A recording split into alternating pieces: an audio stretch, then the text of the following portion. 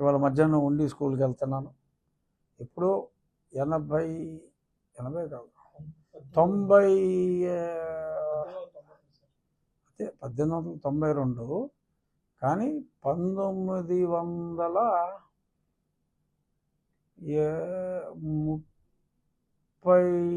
ఆ ప్రాంతాల్లో మా తాతయ్య గారు శిరీష్ రాజు గారు కూడా అక్కడ చదువుకున్నారు. ఆ తర్వాత ఆయన అమెరికాలో బెనారస్ హిందూ యూనివర్సిటీలో బీఎస్సీ చేశారు. అమెరికాలో 46, 48లో ఆయన ఫార్మస్యూటికల్ సైన్సెస్లో మాస్టర్స్ చేశారు. బట్ పునాది పడింది ఉండిలో, ఆ స్కూల్లో. సో ఆ స్కూల్లో ఇంకా పాత బిల్డింగ్ని బాగా క్లియర్గా చేయటం, ఒక 5 ఎకరాల్లో అద్భుతమైన క్రీడా ప్రాంగణాన్ని ఆ బిల్డింగ్ ప్లేస్లో మళ్ళీ ఇంకొక దాన్ని పూర్తిగా రెనోవేట్ చేసి చేయటం, సుమారు 20 లక్షల రూపాయలతో. దానికి కూడా దాతలు ముందుకు వచ్చారు. మా తాతగారు చదువుకున్నారు కాబట్టి నేను అందులో పార్టిసిపేట్ చేస్తా. ఇలా పాలకోడేరు, ఉండి స్కూల్ కొంచెం హెవీ ఇన్వెస్ట్మెంట్ ఉంటుంది. మిగిలిన అన్ని స్కూల్స్లో కూడా క్రీడా ప్రాంగణం అద్భుతంగా తయారు చేస్తాం. దానికి ఆల్రెడీ ఎస్ఆర్కేఆర్ కాలేజ్ వాళ్ళని, ఇంజనీరింగ్ డిపార్ట్మెంట్ని, ఫిజికల్ డైరెక్టర్ ఇందాక మీటింగ్ అయింది. వాళ్ళని అన్ని స్కూల్స్లోనూ వాళ్ళ ఇంజనీరింగ్ డిపార్ట్మెంట్ డ్రాయింగ్స్ రెడీ చేసి ఎక్కడ ఏ కోర్ట్ వస్తే బాగుంటుంది అనే దాని మీద హ్యాండ్బాల్ ఉంది, వాలీబాల్ ఉంది, కబడ్డీ ఉంది, షటిల్ కోర్ట్ కంపల్సరీగా ప్రతి దగ్గర ప్రయత్నం చేస్తున్నాం. ఈ అమ్మాయిని చూసిన తర్వాత, మన సింధుని చూసిన తర్వాత ఆడపిల్లలందరూ కూడా షటిల్ కూడా బాగా ముందుకు వస్తున్నారు.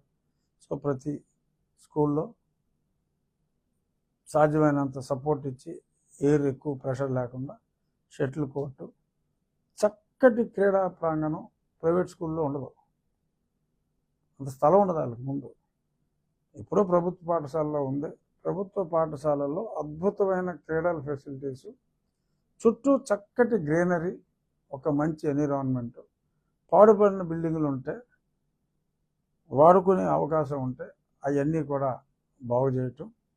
ఇవన్నీ కూడా ఏ ఊరు కా ఊరు దాతలు ముందుకు వచ్చారు. మా ఎడ్యుకేషన్ రీజనల్ జాయింట్ డైరెక్టర్ గారితో నిన్న సమావేశం అయింది. వారికి ఏ ఊరు ఏ స్కూల్కి ఏ దాత ముందుకు వచ్చాడో మీ హెడ్ మాస్టర్ గారిని ఆయన్ని లింకప్ చేసి మీకు నేను చెప్పిన పారామీటర్స్తో అద్భుతంగా మీకు తయారు చేసి అప్పచెప్తాం. ఎక్కడైనా తరగతి గదులు కూడా నాడు నేలలో అవనే కొన్ని ఉన్నాయి. అవన్నీ లిస్ట్ అవుట్ చేస్తే నేను లోకేష్ గారి టైం తీసుకుని, మేము అభివృద్ధి జరిగిన తర్వాత మేము కొన్ని స్కూల్స్ ఎంత బాగా చేసామో లోకేష్ గారిని తీసుకొచ్చి చూపెట్టి, కొన్ని మేము చేయలేనివి కొన్ని ఉన్నాయి. ఎందుకంటే ఒక 3-4 స్కూల్స్లో తరగతి గదులు లేవు.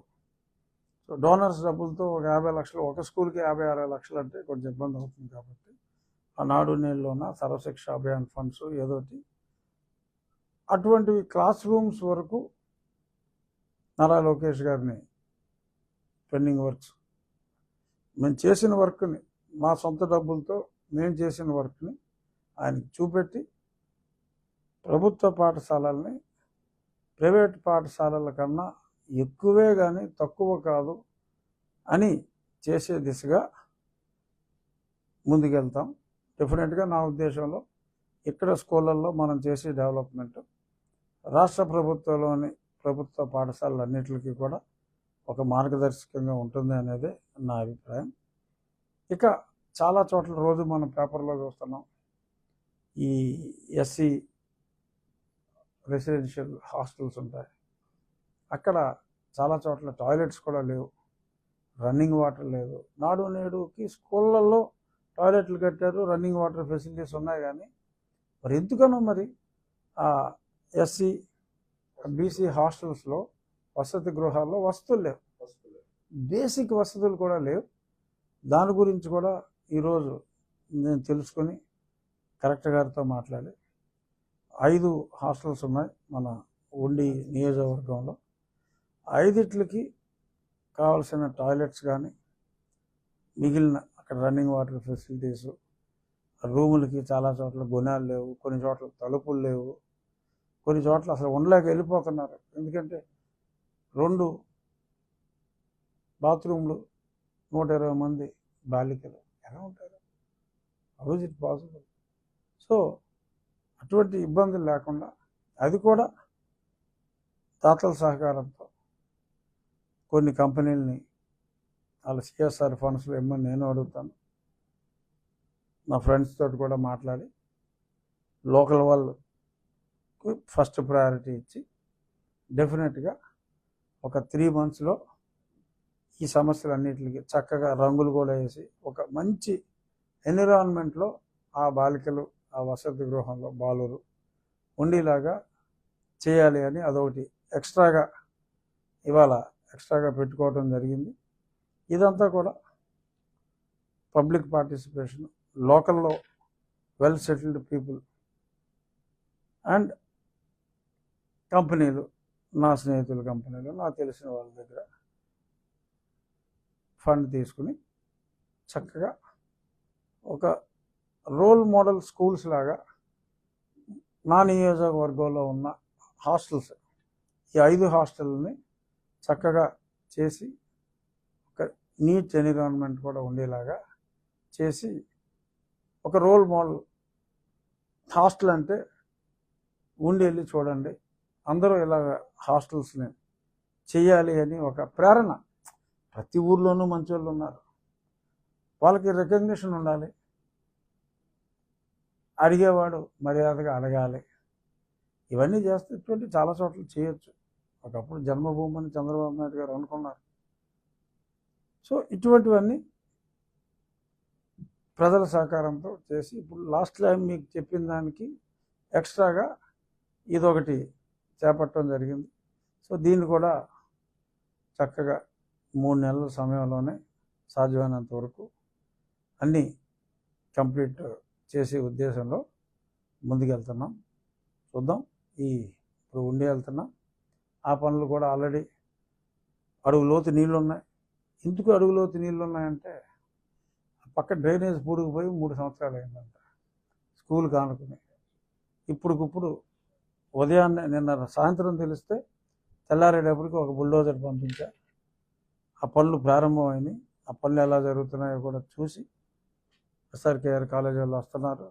వాళ్ళ డ్రాయింగ్ కూడా పొద్దున్న చెప్తే అప్పటికప్పుడు వాళ్ళు ఒక టెంటేటివ్ ప్లాన్ కూడా తీసుకొస్తున్నారు. సో ఇప్పుడు దాని మీద పెట్టుకుంటున్నాం. అలాగే అన్ని స్కూల్స్ కూడా నాకు డ్రాయింగ్స్ వచ్చేస్తాయి. రీజనల్ జాయింట్ డైరెక్టర్కి, డిఈఓకి ఆ డ్రాయింగ్ కాపీస్ అన్ని పంపించి వాళ్ళు కూడా అప్రూవ్ అయిపోయిన తర్వాత నెక్స్ట్ 1 monthలో అంటే ఆగస్టు 15కి నాకు అన్ని స్కూళ్ళల్లోనూ విద్యార్థులు గేమ్స్ ఆడాలి. 4-5 కోట్లు తక్కువ కాకుండా ఉంటాయి ప్రతి స్కూల్లో.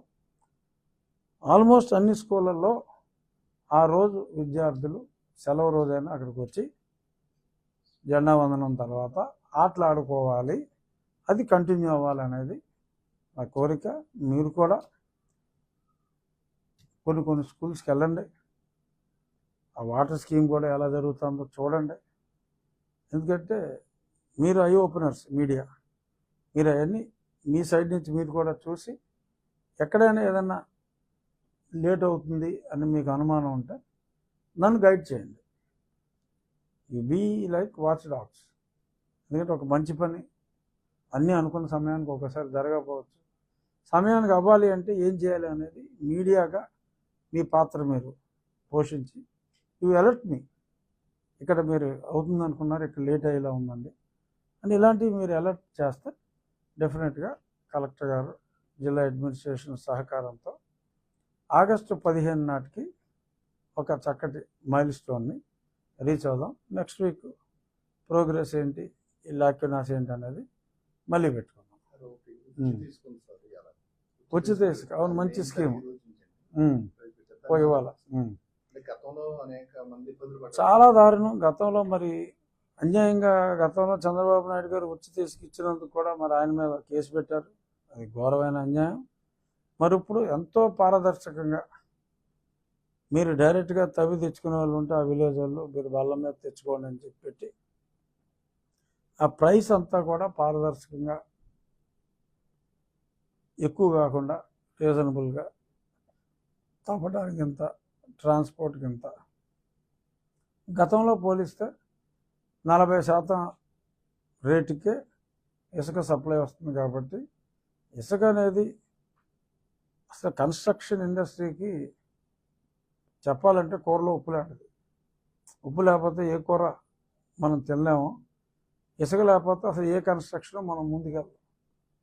సిమెంటు పెరగాలన్నా, ఇది కన్జంప్షను, మన ఏ అభివృద్ధి జరగాలన్నా ఇసుకే మెయిన్. సో దాని మీద టాప్ ప్రయారిటీగా చంద్రబాబు నాయుడు గారు ఫోకస్ చేయటం. మరి ఇవాళ నుంచే, ఇవాళ పొద్దున్న పేపర్లో కూడా చూసా, సుమారు 20 లక్షల టన్నుల ఏదో సంథింగ్, 25 లక్షలు 5 లక్షల ఏదైనా కన్సిడరబుల్ క్వాంటిటీ ఆల్రెడీ అవైలబుల్గా యార్డులో ఉంచాం అని చెప్పి కూడా చూసా. మన మనసు మంచిదైతే కన్నాలు వేసే అలవాటు లేకపోతే ఎన్నో పనులు చేయొచ్చు. అందులో భాగంగా చంద్రబాబు నాయుడు గారు, మరి కన్సర్న్ మినిస్టర్, చాలా డైనమిక్ మంత్రి మా కొల్లు రవీంద్ర, మరి వీళ్ళిద్దరూ ఈరోజు ఇంత ఫాస్ట్గా, అంటే ప్రమాణ స్వీకారం 12వ తారీఖు చేశారు. సో మరి 12వ తారీఖు ప్రమాణ స్వీకారం అంటే మరి ఇంకా మనకి 10వ తారీఖులోనే ఉన్నాం.